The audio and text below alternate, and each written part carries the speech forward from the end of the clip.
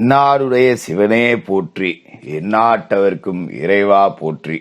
நேயர்கள் எல்லாருக்கும் வணக்கம். இந்த வீடியோவில் அக்டோபர் மாத ராசி பலன்கள் அப்படிங்கிறத நம்ம பார்க்க போகிறோம்.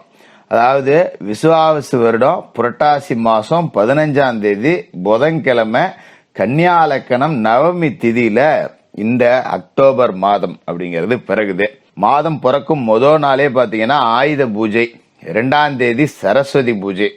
இந்த மாசம் அக்டோபர் 20ஆம் தேதி தீபாவளி பண்டிகை அப்படிங்கிறது வருது.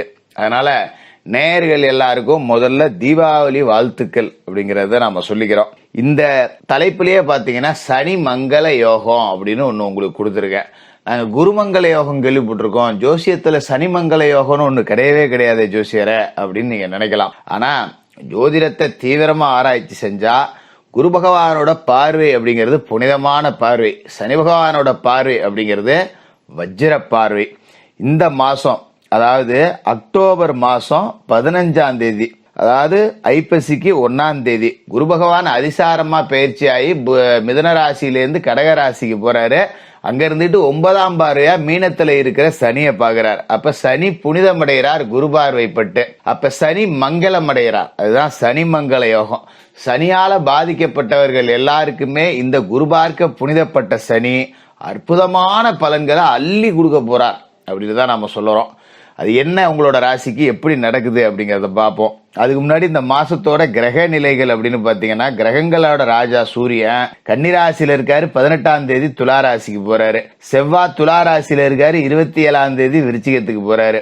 புதன் மாசம் முழுக்க துலா ராசியில இருக்க போறாரு. சுக்கிர சிம்மத்துல இருக்காரு, 10ஆம் தேதி கன்னிராசிக்கு போய் நீசமா வர்றாரு. குரு பகவான் மிதுனத்துல இருக்கார், 18 கடகத்துக்கு அதிசார பயிற்சி. சனி பகவான் மீன ராசியிலையும், விஷப்பாம்பு ராகு கும்பத்திலையும், விஷமற்ற பாம்பு கேது சிம்மத்திலேயே இருக்காங்க.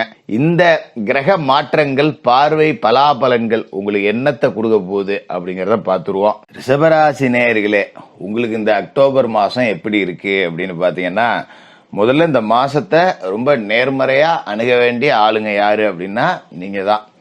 ஏன்னா நிறைய பேர் குரு பயிற்சி பலன்கள் அப்படிங்கிறத போட்டிருப்பாங்க, நீங்க பார்த்திருப்பீங்க. அதாவது உங்களோட ராசியை பொறுத்த வரைக்கும் 2வது வீட்டுல இருக்கிற குரு அற்புதமான இடம், தனஸ்தானத்துல இருந்த குரு 3வது வீட்டுக்கு போறார். குரு போய் 3ஆம் இடம் அப்படிங்கறதுல உட்கார்றாருன்னா பெருசா நல்லது செய்ய மாட்டார். குரு 3ஆம் இடத்துல இருக்கிறது அப்படிங்கிறது 2ஐ விட சுமார் பல மடங்கு சுபார் அப்படின்னு கூட உங்களுக்கு சொல்லியிருப்பாங்க. ஆனா அதை பத்தி நீங்க கவலைப்பட வேண்டாம். ஏன்னா குரு இருக்குமிடம் பால் பார்க்குமிடம் சிறப்பு அப்படிங்கிறது தான் ஜோதிட விதி. அந்த வகையில குரு தன்னோட பார்வையால உங்களுக்கு ஏகப்பட்ட நன்மைகளை வழங்குறாரு. இதே நேரத்துல பாத்தீங்கன்னா உங்களோட ராசிக்கு சனி லாப வீட்டுல 11வது வீட்டுல மீன ராசியில இருக்காரு. வக்கரம் அடைஞ்சு போனதால பெருசா உங்களுக்கு நன்மை செய்ய முடியாம அவர் இருக்காரு. ஆனா இந்த குரு பயிற்சியான பிறகு அக்டோபர் மாசம் 18ஆம் தேதி குரு பகவான் அதிசாரமா பயிற்சியாகி கடகராசியில போய் உச்சமடைகிறாரு. அங்க இருந்துகிட்டு 5ஆம் பார்வையால விருச்சிகம், 7ஆம் பார்வையால மகரம், 9ஆம் பார்வையால மீன ராசிகளை பாக்குறாரு. அப்ப தன்னோட 9ஆம் பார்வையால மீன ராசியை குரு பாக்குறாரு இல்லையா, அங்க சனி இருக்காரு. அப்ப குரு பார்வை அப்படிங்கிறது ஒரு புனித பார்வை. குரு பார்க்க புனிதப்பட்ட சனி மங்களம் அடைஞ்சி லாப வீட்டில இருந்து உங்களுக்கு அள்ளி கொடுக்க போறார் அப்படிங்கறத சொல்றதுதான் இந்த அக்டோபர் மாதம் அப்படிங்கறத. காசு பணம் என்னடா பண்ண போறோம், ஏதரா பண்ண போறோம், இவ்வளவு செலவு வருது, என்ன பண்றது ஏதுன்னு போட்டு குழம்பிக்கிட்டு இருக்கக்கூடிய ராசிக்காரங்க யாருன்னா ரிஷப ராசிக்காரங்க தான்.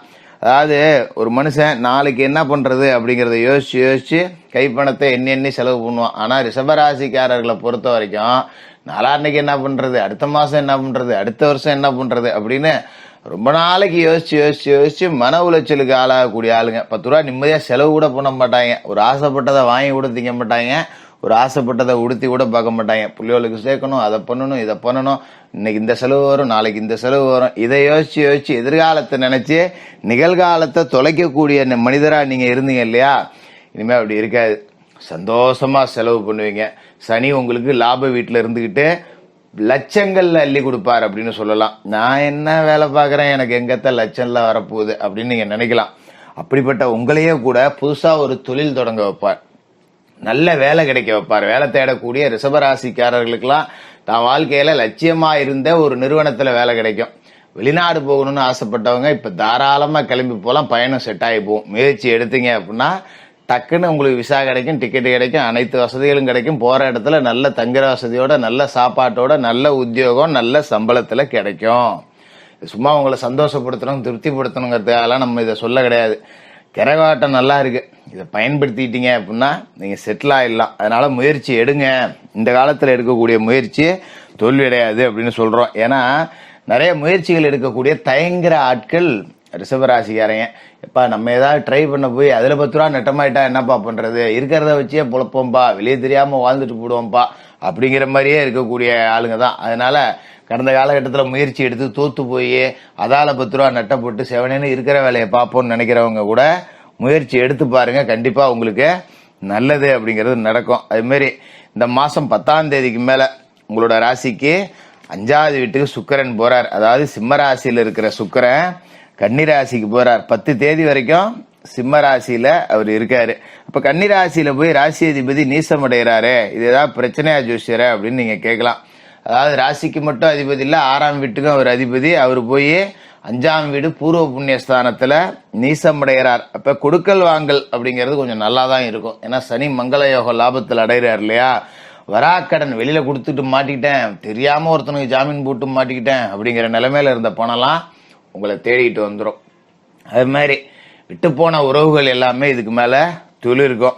அது மாதிரி இன்னும் சில பேருக்கு சம்பந்தமில்லாத இடத்துல இருந்து சொத்து சேர்க்கை கிடைக்கலாம், சம்பந்தமில்லாத இடத்துல இருந்து வருமானம் அப்படிங்கிறது வரலாம். அதாவது இந்த இடத்துல இருந்தெல்லாம் நம்ம 10 ரூபா சம்பாதிப்போமா அப்படின்னு யோசிச்சு கூட பார்க்க முடியாத ஒரு இடத்துல இருந்து வருமானம் கிடைக்கும்.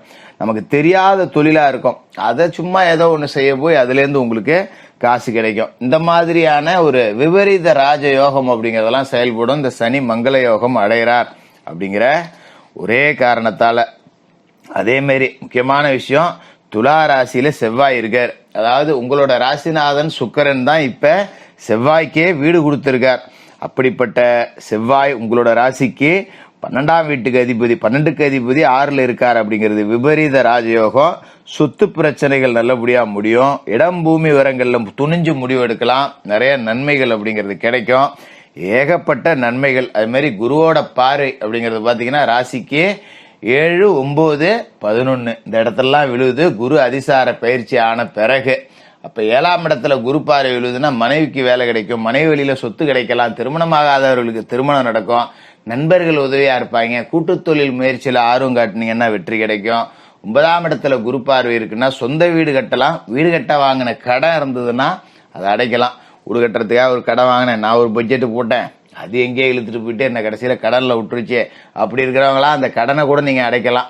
9ல அவரோட பார்வை கிடைக்குது அப்படின்னா அற்புதமான இடம் அப்படின்னு அதை நம்ம சொல்லுவோம். அதாவது 9ஆம் இடம் அப்படிங்கிறது வாகனம் கொடுக்கக்கூடிய இடம். ஒரு வண்டி வாகனம் பழசு இருக்கு, ரிப்பேர் ஆகி போகுது, மைலேஜ் கொடுக்க மாட்டேங்குது, வெளியூருக்கு நம்பி போக முடியல, இப்படி இருக்கிறவங்களாம் வண்டி வாகனத்தை மாத்தலாம், பழைய வண்டியை போட்டு புது வண்டி எடுக்கக்கூடிய வாய்ப்பு அப்படிங்கிறது இருக்கு.